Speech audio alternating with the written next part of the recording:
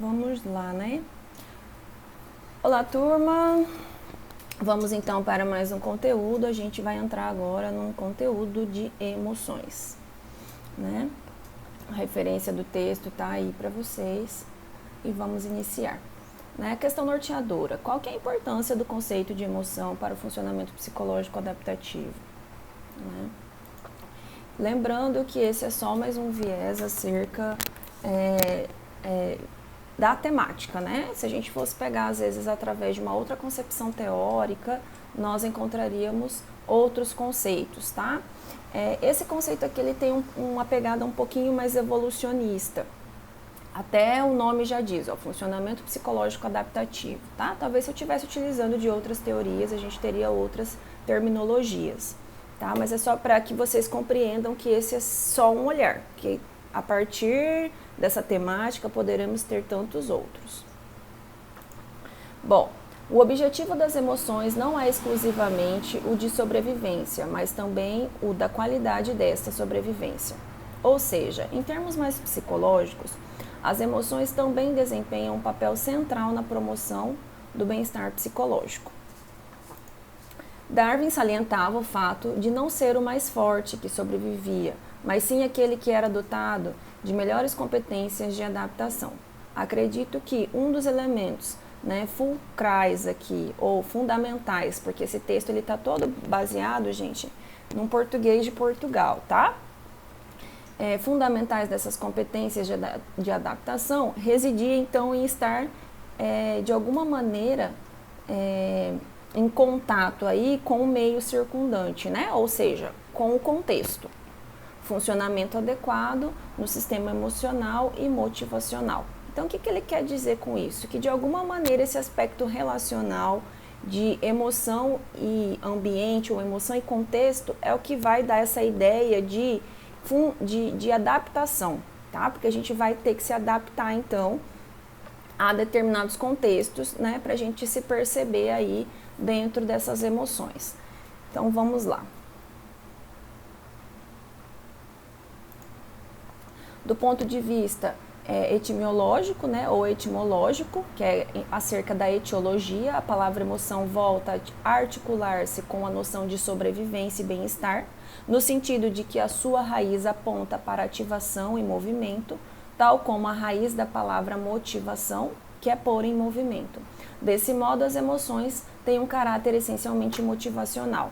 As emoções geram motivação, ou seja, traduzem as ações internas ou externas tendentes a promover a sobrevivência, adaptação e bem-estar. Elas podem promover motivação ou elas também podem, de alguma maneira, fazer com que o sujeito se deprima, né? Ou que o sujeito não lide aí tão bem com esse conceito de bem-estar, né? Mas que também nós temos que nos adaptar a isso, que é o que a gente está trabalhando hoje em terapias mais modernas, tá? Mantendo o caráter eminentemente adaptativo das emoções e sua inevitável relação com a motivação, afirmaria um jeito de provocação que as emoções, de certa forma, não existem. As emoções não são entidades, mas sim processos. Então, topograficamente, gente, elas não têm uma localização, mas ela faz parte do processo, da interação também dos processos em que nós temos, do funcionamento dos processos psicológicos básicos, tá? Então, toda essa articulação dos processos, com todo esse contexto, é como nós vamos sentir o quê? Nós vamos nos perceber como sentimos diante de tudo que acontece. Então, é uma reação, muitas vezes. Ou seja, em termos de arquitetura e funcionamento psicológicos adaptativos, o que existe são esquemas e episódios emocionais. A experiência subjetiva da emoção é fugaz e arrebatadora, em contraste com outros tipos de fenômenos afetivos, o que resulta como James, aqui ele está falando de William James, tá?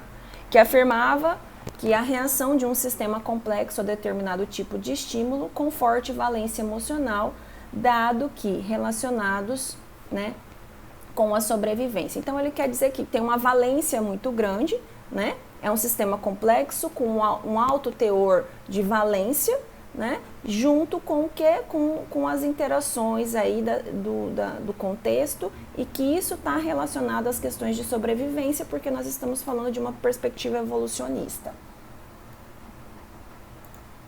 esquemas emocionais. Desse modo, a experiência subjetiva da emoção resulta da resposta a estímulos quer internos, né? Então a gente vai precisar dos processos, uma memória traumática, por exemplo, quer externos, uma perda significativa. Para a construção dessa resposta, e aí a gente tem o quê? A contribuição de componentes. Bom, seriam eles então fisiológicos, né? Então, como a gente vai funcionar dentro da nossa composição aí, dentro de um viés anatômico, né, com o nosso funcionamento mesmo. Então, por exemplo, a ansiedade, ela tem um componente, gente, muito mais fisiológico. Quando é que nós sabemos que nós estamos ansiosos?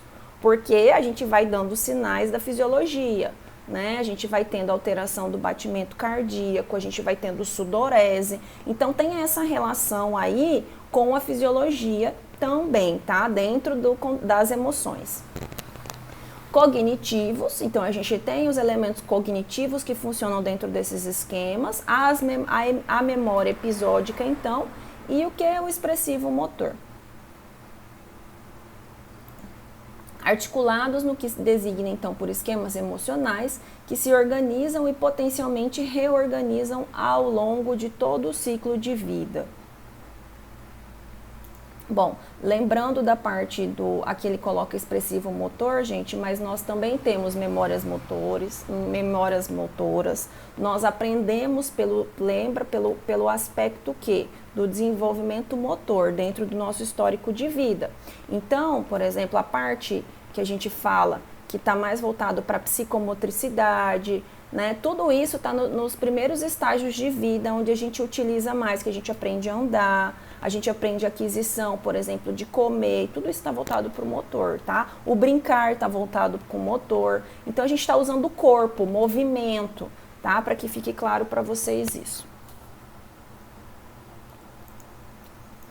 Bom, emoções primárias, então, e o caráter potencialmente adaptativo das emoções também nos é dado pelo tipo de emoções primárias que podem experienciar e que são maioritariamente disfóricas e desagradáveis, muito provavelmente pelo seu valor de sobrevivência.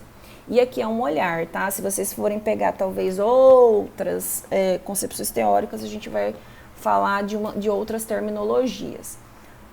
Não deixa de ser curiosa a dialética, então, entre sobrevivência e bem-estar.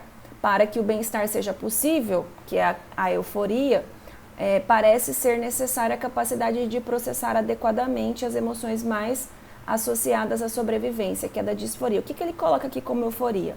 Essas emoções mais, eu chamo de emoções reguladoras, tá? Eu não coloco como euforia, porque quando a gente vai trabalhar com transtornos de humor, por exemplo, quando eu estou aí dentro de uma fase mania, eu fico muito mais eufórico. Então, o tempo todo, aquela alegria extrema, sabe? Aquele nível de satisfação que não faz parte, então, né, daquela normalidade.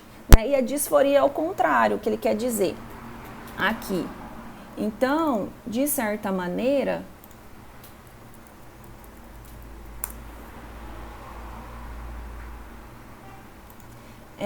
a nossa compreensão, ela não pode ser dentro de um quadro de quê? Que ele coloca aqui, de euforia e disforia. Porque aí se eu for, ele coloca aqui como se fosse o quê? Uma mudança repentina. E a gente não funciona por essas mudanças repentinas, tá? Então, assim, é dentro do quê? Que eu estou extremamente alegre e aí eu entro no quê? Naqueles sintomas um pouco mais deprimidos. Então, é essa desregulação que eu chamo, tá? De emoção. Então, eu preciso manter uma regulação, como se fosse uma homeostase aí. Então, essa disforia, então, é quando eu estou precisando entrar com o que ele diz de euforia, e porque a gente está, talvez, numa outra língua, pode ter outro significado, né? Mas eu tento entrar com o quê? Com essas emoções que promovem bem-estar, para que eu possa ficar mais regulado, mais estabilizado. Tá? E essa disforia aí que ele diz você tá instável e ela entra para regular, tá? Mas existe a disforia dentro dos transtornos também. Bom, são 8 as emoções que diversos autores têm vindo a considerar como primárias. Tristeza, medo, zanga, nojo, vergonha, alegria, curiosidade e surpresa. Bom, aqui que eu achei interessante, mas a gente coloca como que, né?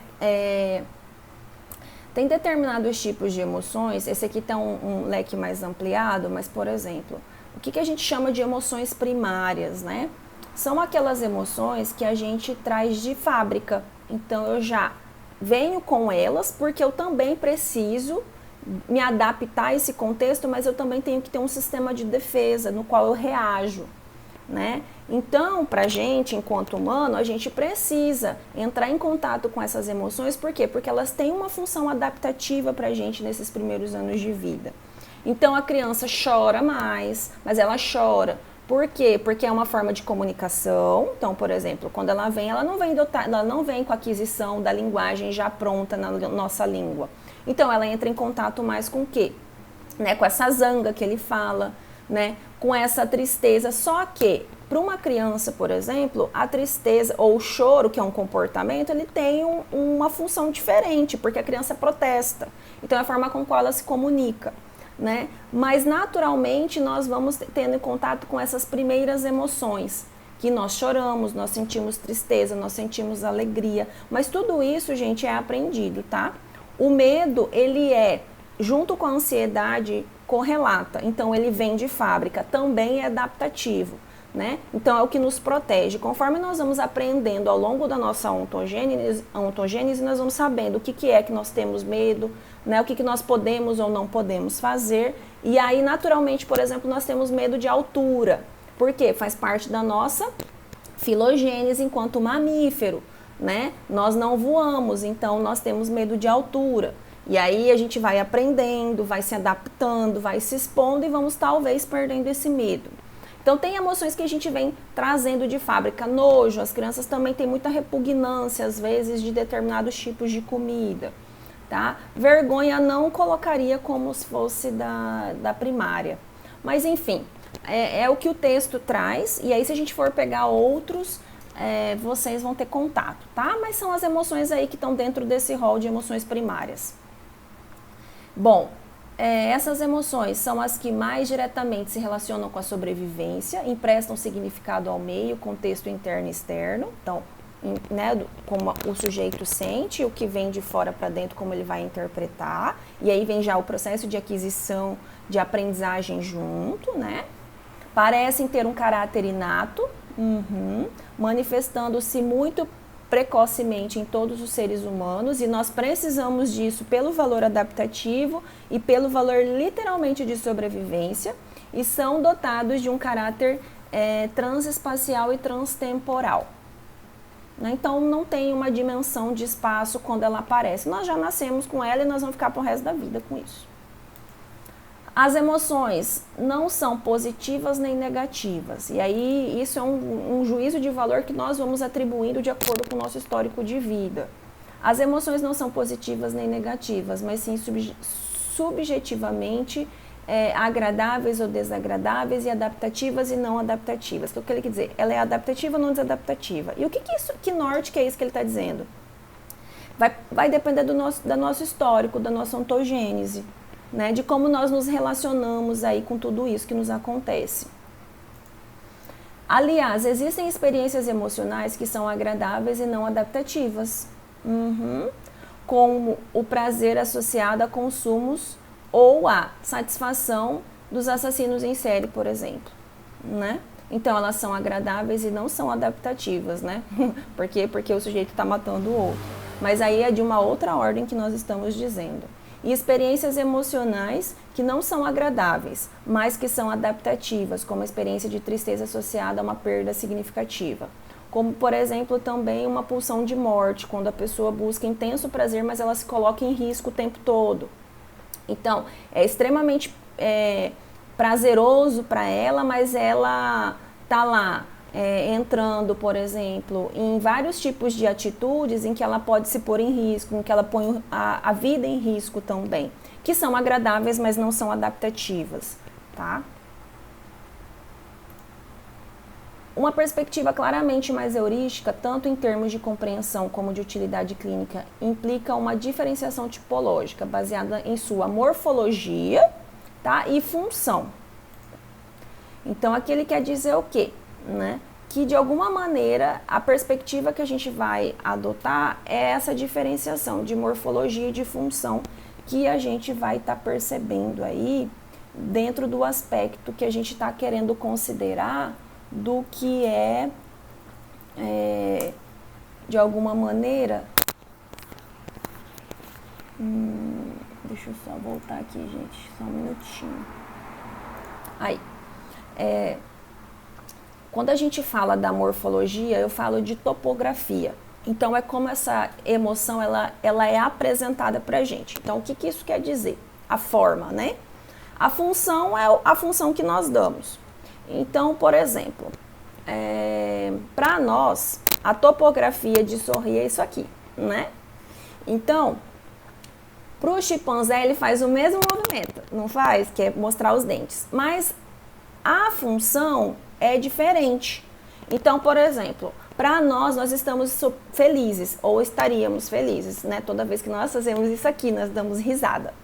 Para o chimpanzé, não, ele está mostrando os dentes, é igual o cachorro. Então, quando ele está, né, ele vai lá e mostra os dentes. Então, a função é diferente, mas a topografia ou morfologia é a mesma, tá?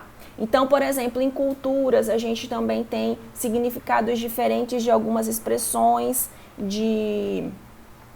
como fala? Através de ritos também acerca das emoções. Né? Para nós, é interessante a gente trazer esse elemento cultural. Então, o que a gente ouve dizer muito? Para nós aqui, quando uma pessoa, ela está, de alguma maneira, a gente tem um processo de perda, um falecimento, nós choramos. Né? Para outras culturas, é festejado. Né? Então, tem um outro significado. Então, isso também interfere. Mas isso é um elemento cultural que esse texto não coloca. Mas quando nós vamos entender isso, tem sim um aspecto social e cultural para a gente compreender as emoções, tá, gente? Porque, por exemplo, quando você tem contatos com pessoas de outras culturas, principalmente quem já foi para Japão, por exemplo, eles não têm um estilo, de alguma maneira, tão... como que eu vou dizer? Num aspecto mais de recepção, de toque, né? De mostrar para o outro que está feliz. Eles têm menos, lembrei a palavra, eles têm menos intimidade nesse sentido, eles são mais distantes. Então, o tempo todo é uma contenção de determinados tipos de emoção, de determinados tipos de comportamento que expressam a emoção que eu sinto. Então, eu fico o quê? Mais distante. Por quê? Porque eles não têm culturalmente esse envolvimento, eles não têm uma vontade de estabelecer intimidade, mas isso é cultural. Já nós brasileiros já temos o quê? Uma cultura de chegar, assim como tem franceses, também tem italianos que chegam, você vai até aqui também, estende a mão, já é o quê? Um distanciamento, isso é comportamento, né? Distanciamento de você chegar e você cumprimentar o outro. Já em outros, você vai lá e dá 3 beijinhos. Oi, tudo bem? Você é mais receptivo, você demonstra mais o que você está sentindo, né? Outros, só olá, né? Com essa distância. Agora, por exemplo, uma coisa bem legal que a gente pode pensar, né? O quanto que a pandemia vai interferir, né, nesse processo de cordialidades aí. Eu tenho pacientes, por exemplo, que estão sentindo muita saudade das pessoas, estão assim ali, sabe, tá latente o sentimento, mas, por exemplo, esqueceu que é pandemia, quer se ver, abraça e depois se sente culpado, porque abraçou, porque faz parte da nossa cultura, mas por causa do episódio de pandemia, isso já é uma norma que pede distanciamento. Ou seja, a gente vai ter que ver como é que essas práticas vão se dar, ou o que vai ser modulado, né, a partir do contexto de pandemia. Mas, enfim, são coisas para a gente poder pensar. Tipos de emoções, as anteriormente mencionadas, as primárias, né, então é uma delas, tal como a alegria face a acontecimentos muito desejados, a tristeza face à perda, o medo face ao perigo e a zanga e nojo dependendo da violação de fronteiras. Então, mas enfim, são as emoções primárias, são aquelas que a gente vem de fábrica de maneira geral. Eu tenho aí 8, dependendo da perspectiva teórica, por exemplo, coloca amor e não insere amor. Zanga, a gente chama, ele chama de zanga, a gente chama de raiva, porque nós naturalmente sentimos raiva, né? Isso faz parte da nossa filogênese, isso também nos protege. E aí depois a gente vai entrando em contato com afeto, né? Lembra não para todos, mas já trabalhei com a teoria do quê? Do vínculo e o quanto isso vai também nos ensinando outras vias para a gente poder se vincular ao sujeito, né? Pelo estilo de apego, enfim, ao toque e outras coisas. Mas aqui a zanga seria para nós a raiva que nós temos naturalmente, tá?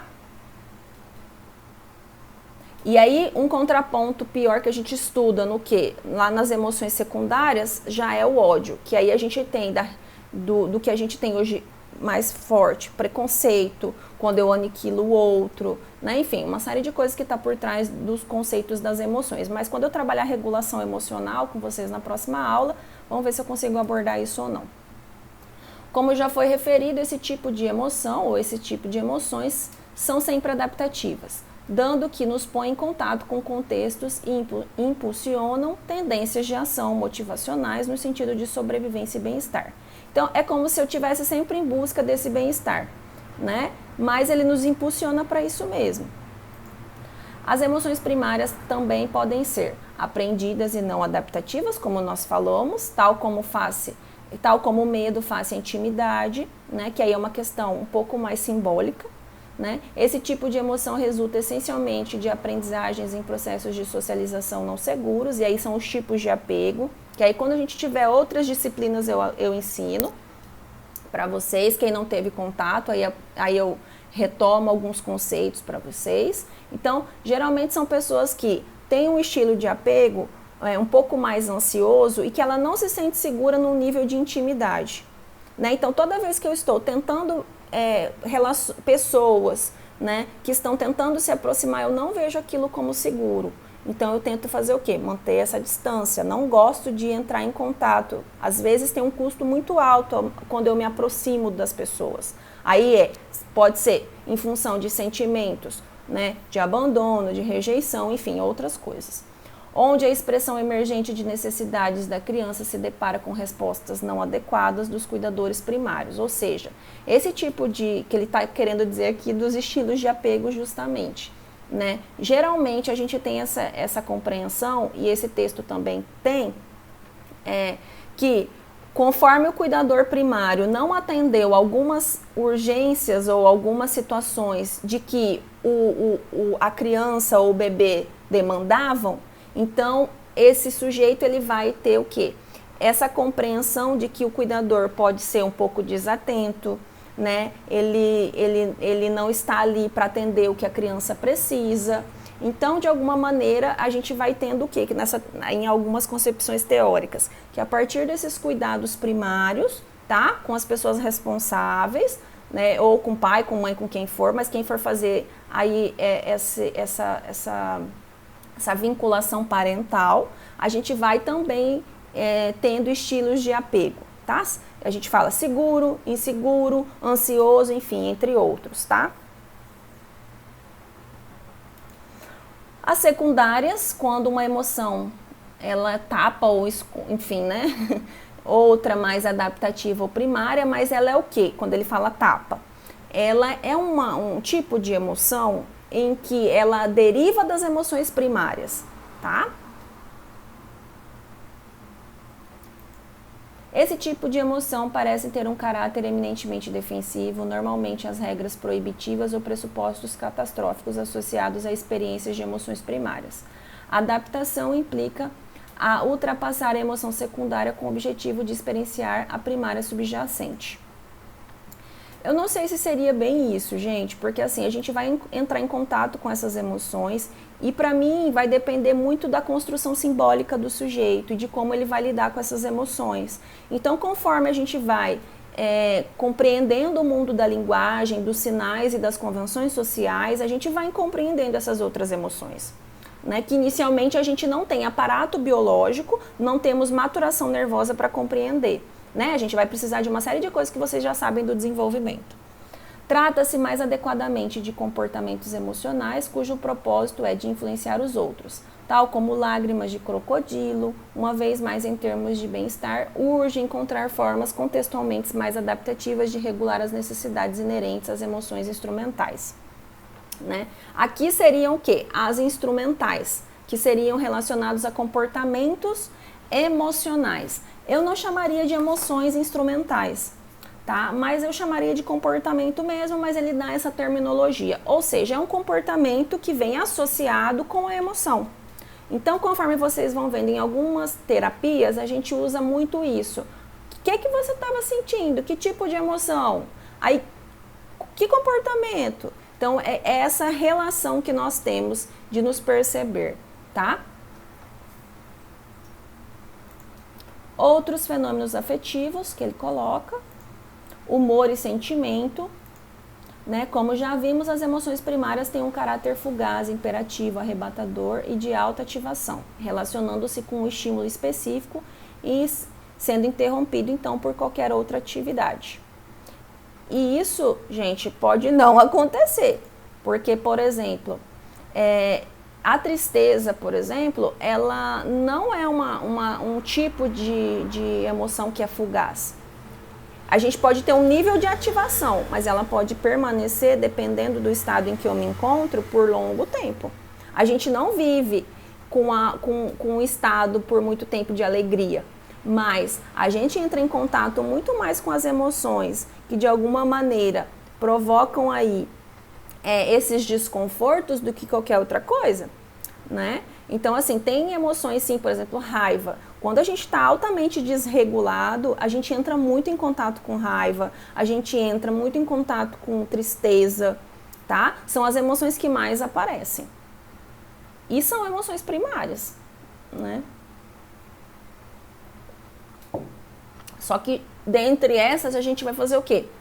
Geralmente, elas não aparecem sozinhas, elas vão aparecer com outras emoções, com a secundária. Frustração, cansaço, decepção. Então, são vários tipos de emoções que são nos ativados para que a gente entre num estado de humor, às vezes, maior do que outro, tá? O humor tem um caráter mais contínuo, aí ó, do tempo, e não tem com base a estímulo específico. Não implica alta ativação e resume-se em ser bom ou mal. Bom, pode ser que sim, é um viés, né? Que é interessante a gente poder pensar. Entretanto, a gente faz sim esse juízo de valor entre os estados de humor. Né? O humor, ele perdura por mais tempo, né? Tanto que a gente tem aí classificação dentro de transtorno de humor. Entretanto, a gente tem que olhar muito bem como é que a gente atribui juízo de valor sobre isso. Por quê? A gente também tem uma cultura que, de alguma maneira, não nos permite que nós vamos entrar em contato com os sentimentos que nos causam desagrado. Então, o tempo todo a gente tem que aparentar que a gente está bem. Eu estou bem, eu estou bem, eu estou bem. E é isso que eu quero que vocês pensem sobre isso. Porque, assim, às vezes tem pacientes que eles têm o quê? Um baixo limiar e entrar em contato com emoções que desagradam, como frustração, como, por exemplo, um sentimento de medo, que é natural, porque são emoções que nós entramos em contato o tempo todo na vida. Mas são pacientes também que querem o tempo todo se sentir o quê? Regulados, não querem entrar em contato com isso, porque isso gera mal-estar. Então, a gente sempre está tentando conversar por essa via, e aí eu trabalho em consonância com os profissionais que trabalham comigo, e a gente tentando fazer com que essa pessoa volte a experimentar, por exemplo, paciente de 20 anos acerca de diagnóstico, né, com diagnóstico, que ele volte a sentir as coisas da vida, que não é o tempo todo não querer sentir, porque esse processo de evitação de eu não querer sentir o que me causa, por exemplo, um mau humor, é o que faz com que eu me sinta dessa forma. Então, o tempo todo entrar em intervenção medicamentosa, aumentar a dose, e aí o psiquiatra fala, olha, não tem mais o que ser feito, você precisa aprender a lidar com isso, ou seja, você precisa se adaptar, voltar para a vida. E aí são justamente pessoas que têm essa dificuldade.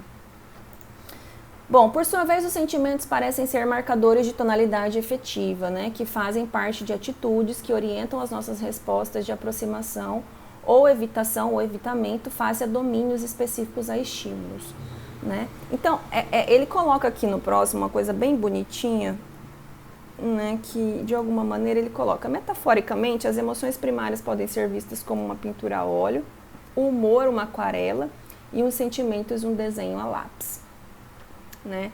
E esse desenho a lápis você pode orientar também, né? Que de alguma maneira a gente pode dar as tonalidades que a gente quiser, né, dentro de tudo isso, mas é esse mix, tá, gente? A gente só tem que entender que o humor, ele tem uma estabilidade muito maior, mas as emoções, elas são o quê? Quando ele diz fugaz, entramos em contato com muitas delas, tá? E aí, quando a gente classifica o humor, por exemplo, a gente vai ver quais emoções você está entrando em contato de maneira mais frequente. De certa forma, todas essas experiências afetivas se articulam. O bom humor sinaliza que as nossas necessidades estão adequadamente reguladas, enquanto o mal significa o oposto, bem como a existência de emoções primárias que não estão a ser adequadamente processadas e, consequentemente, uma regulação não suficiente das necessidades psicológicas. Sim. Né? Mas aí, por exemplo, vai depender do nosso histórico de vida. Então, se nós temos hoje, a gente tem concepções,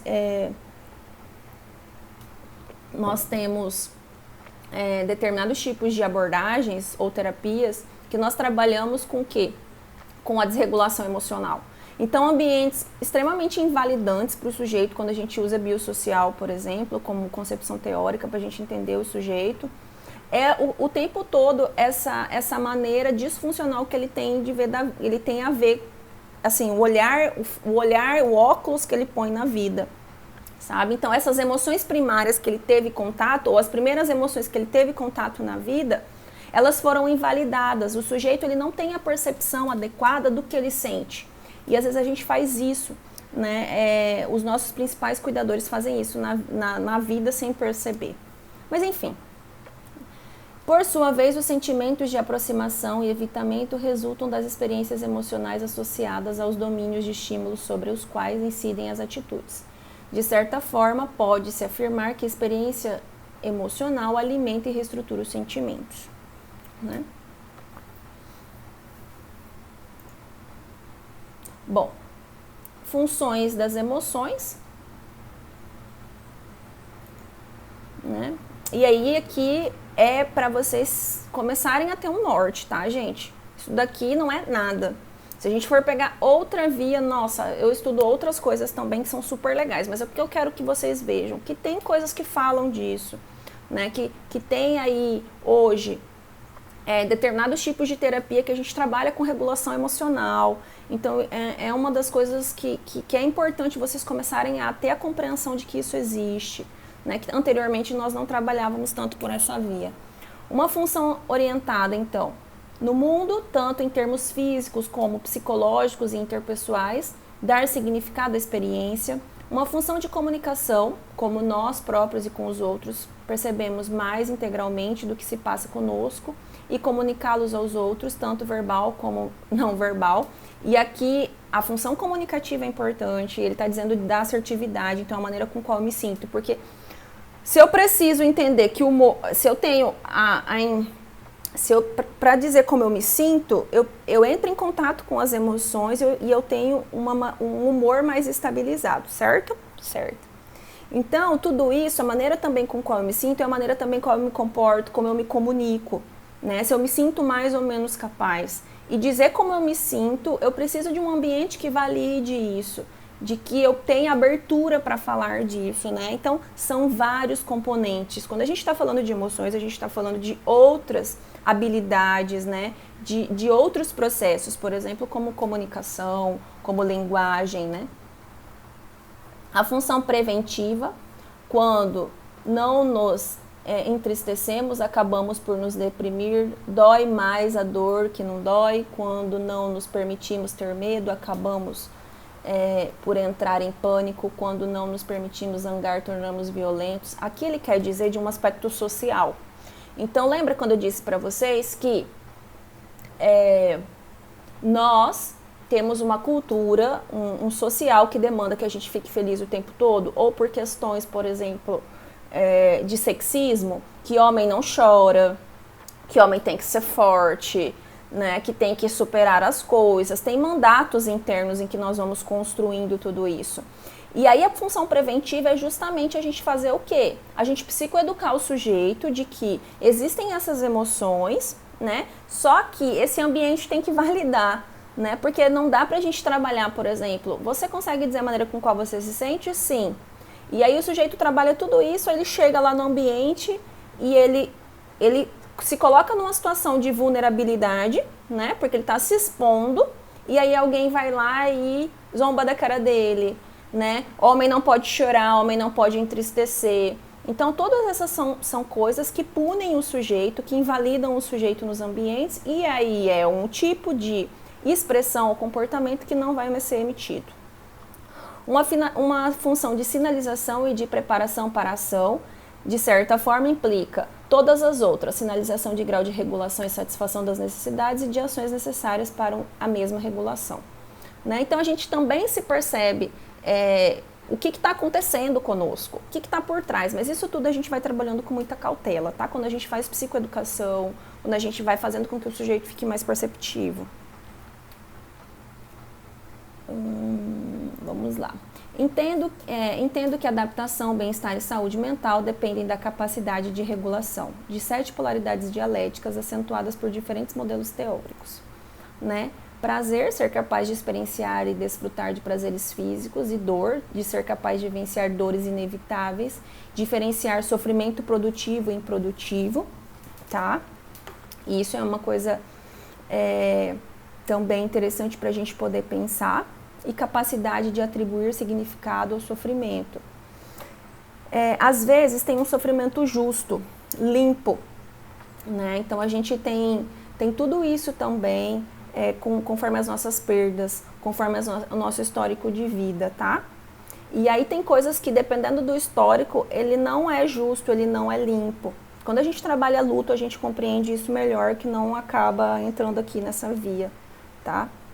Mas processos de luto, isso fica muito mais, mais possível, né, quando a gente está trabalhando isso. Então, é como se fosse o que também eu direciono, né, quando eu estou pelo que eu estou sofrendo, né, e aí a gente vai entendendo tudo isso também, que é através do quê? Do significado do sofrimento, tá? Então, às vezes eu sofro por coisas que, de alguma maneira, acabam me prejudicando, e aí eu tenho que entender isso, daí a gente tem que trabalhar isso com o sujeito, né, que aí é entender essa ordem de sofrimento, o porquê que isso causa tanto prejuízo, enfim, daí a gente vai, de alguma maneira, encontrando outras estratégias para ele lidar com esse sofrimento aí, tá? Deixa eu só dar uma olhadinha aqui nesse sofrimento.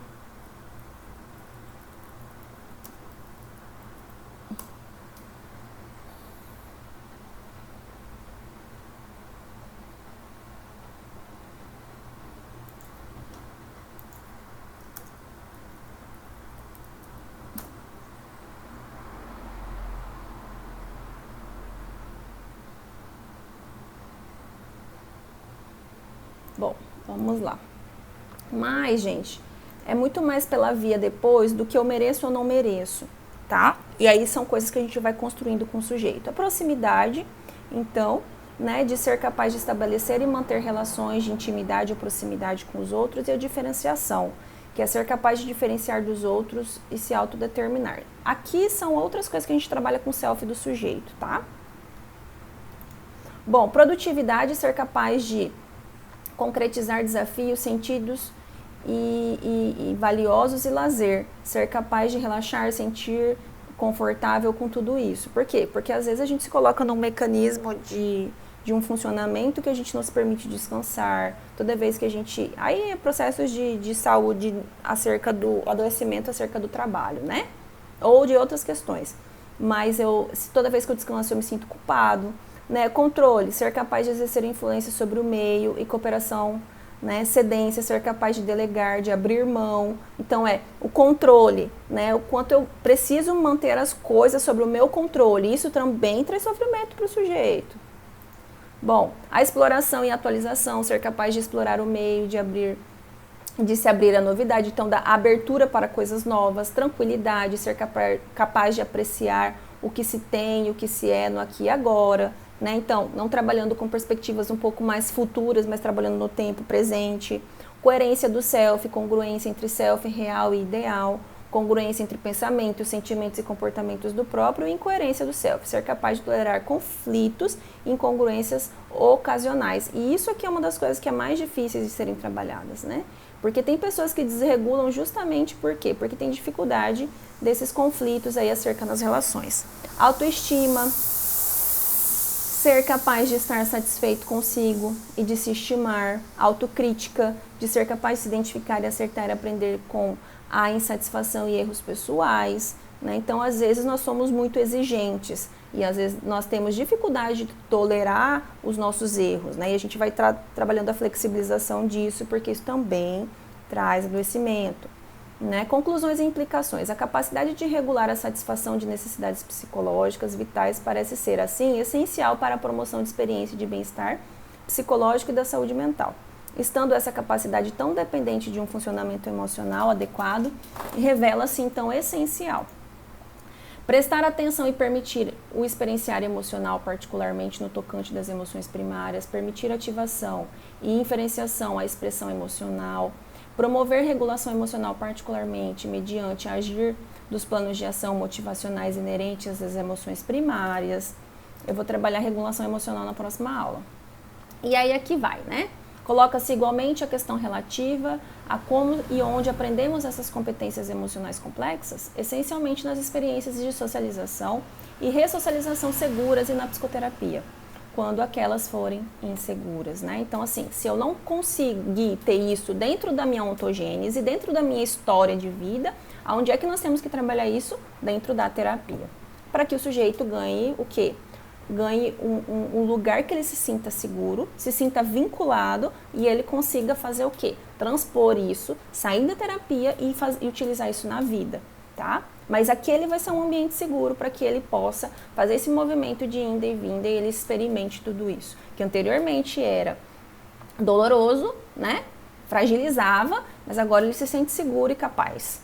Mesmo diante do que podem acontecer situações desconfortáveis, mas depois que ele vivenciar tudo isso, vão vir situações que promovam aí regulação e bem-estar. São estes dois contextos mediante a processos comunicacionais de validação, aceitação, empatia, naturalização, espelhamento e contenção, que promovem a automatização das competências e regulação da transformação emocional. Tá? Bom, gente... É isso, tá? Tem mais coisinhas aqui, aí vocês vejam. Mas eu aguardo vocês então na aula. Até!